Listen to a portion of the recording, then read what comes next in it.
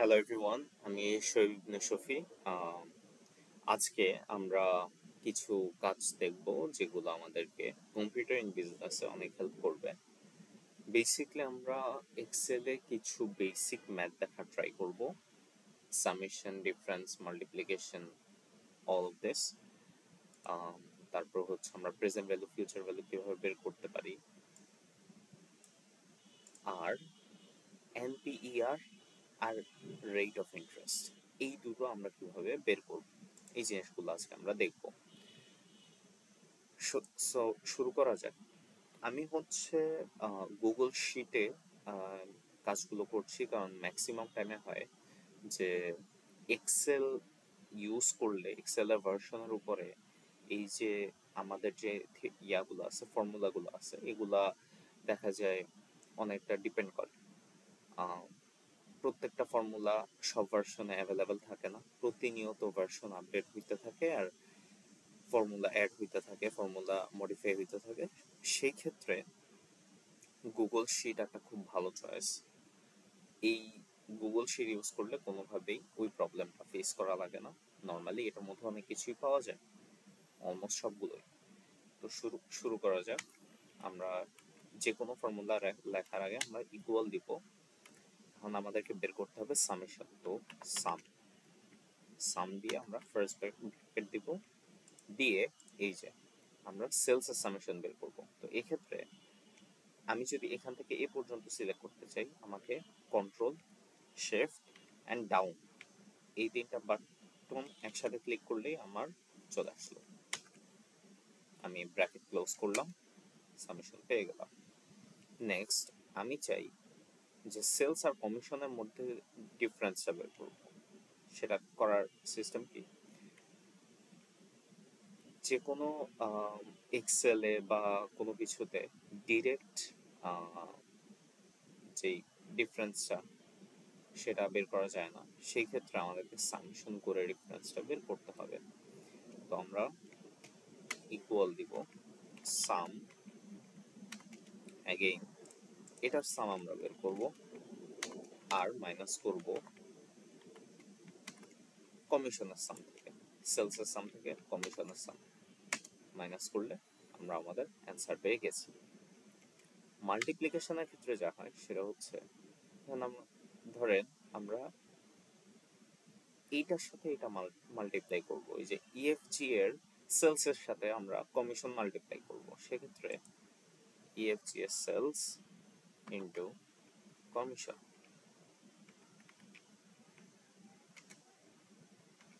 আমরা পেয়ে গেলাম।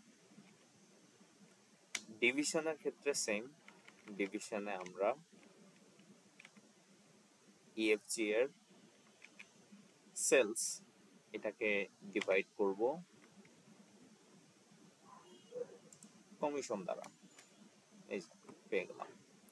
পার্সেন্টেজের ক্ষেত্রে যেটা, সেটা হচ্ছে যে আমাদের কমিশনটা সেলসের কত পার্সেন্ট, সেক্ষেত্রে আমাদেরকে করতে হবে কমিশন ডিভাইডেড বাই সেলস। এই যে অ্যাপ্রক্সিমেটলি এত আসছে অ্যান্সার। এইগুলোর ক্ষেত্রে বেসিক এইসবের ক্ষেত্রে মাল্টিপ্লিকেশন অ্যান্ড সাব, এই ক্ষেত্রে আমাদের ডিরেক্ট কোনো ফর্মুলা প্রয়োজন পড়ছে না। কিন্তু সামেশন, এই যে মিনিমামের ক্ষেত্রে দেখেন, মিনিমাম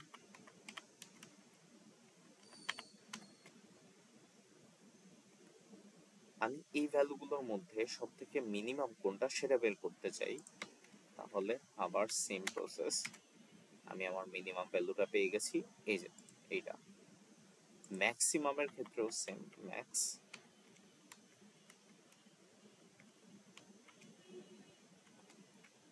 আমি আমার রেঞ্জ সিলেক্ট করি,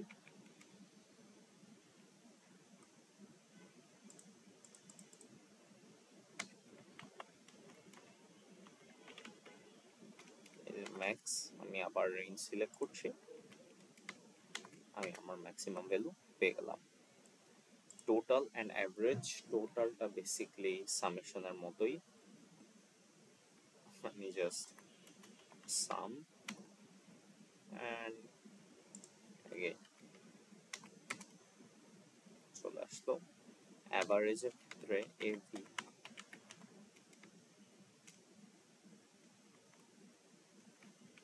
অ্যাভারেজ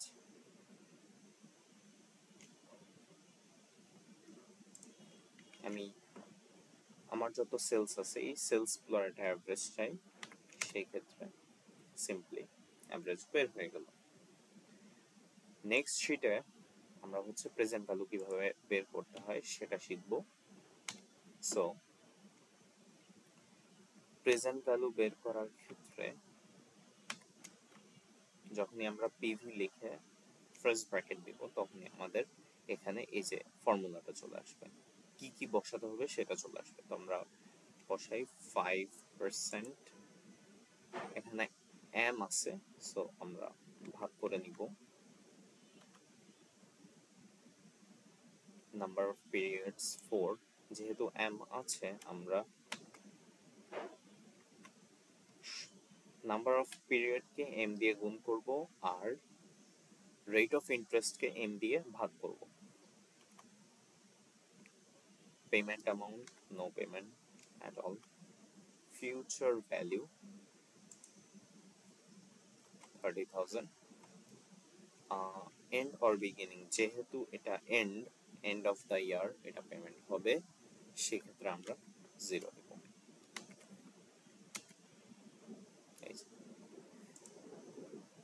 এইখানে রেজাল্টটা 0 দেয়া, রেজাল্টটা মাইনাসে আসে, তার কারণ হচ্ছে যে এই এফবিটা পজিটিভে আছে, এটা যদি আমি এখানে নেগেটিভ দেই বা নেগেটিভ সাইন দেই তাহলে এখানে আমার পজিটিভ চলে আসবে। এটার সাথে এই রেজাল্টের ডিফারেন্সটা এই কারণেই যে এই রেজাল্টটা করা হয়েছে এম চিন্তা না করে, number of compounding in a year, এই যে এই অ্যাসপেক্টটা চিন্তা না করে এই রেজাল্টটা বের করা হয়েছে, আর এটা হচ্ছে এম ক্যালকুলেট করে বের করা রেজাল্ট। সো ফিউচার ভ্যালু বের করতে হলে সেম, আমাদেরকে এফ বি দিয়ে এখানে সব ফর্মুলা চলে আসে। Payment amount 0, present value 20,000,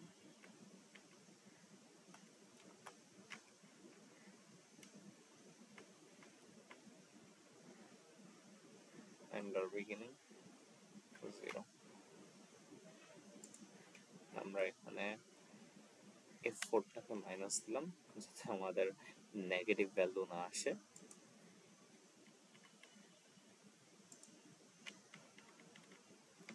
bracket close,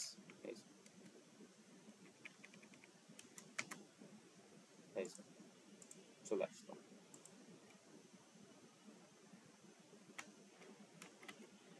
present value of annuity, এই ক্ষেত্রে আমাদেরকে rate divided by m, number of periods into m, payment amount, এই যে আমাদের পেমেন্ট এইটা,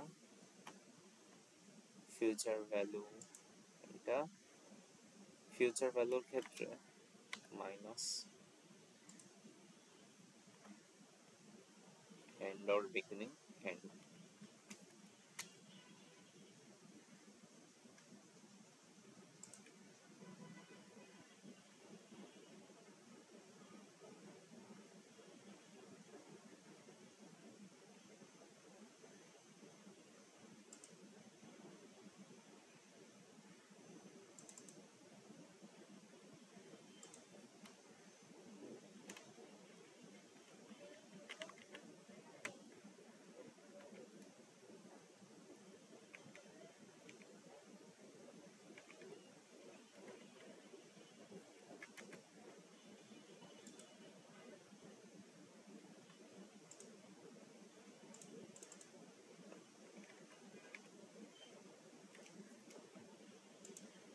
হচ্ছে 4, আনসারটা চলে আসলো।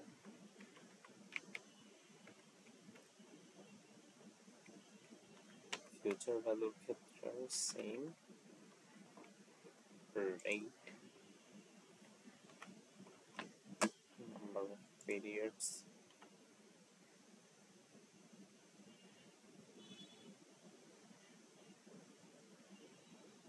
payment amount, present value,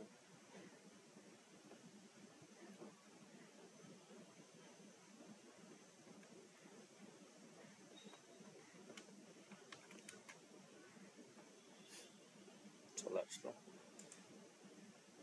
এখন আমরা NPER আর রেট কিভাবে বের করতে হয় সেটা দেখব। NPER এর ক্ষেত্রে সিম্পল, NPER এর ফর্মুলা, এখানে আমরা রেট,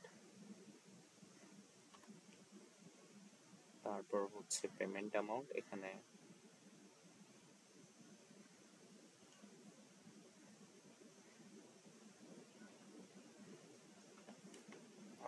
রেট অ্যামাউন্ট, NPER, আমাদের রেট দেওয়া আছে, payment amount, present value, future value,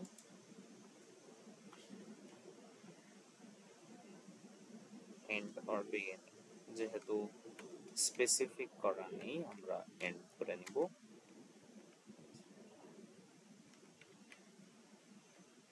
এইটা আসলে হচ্ছে এম বিবেচনা না করে। যদি আমরা এম বিবেচনা করে আবার করি সেই ক্ষেত্রে rate by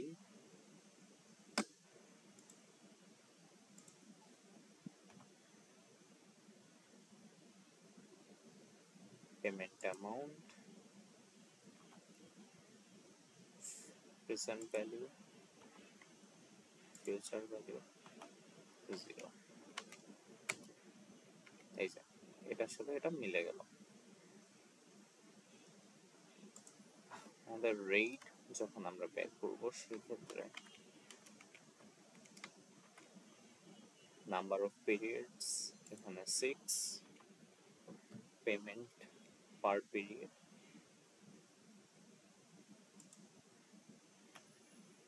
present value, future value, and our beginning.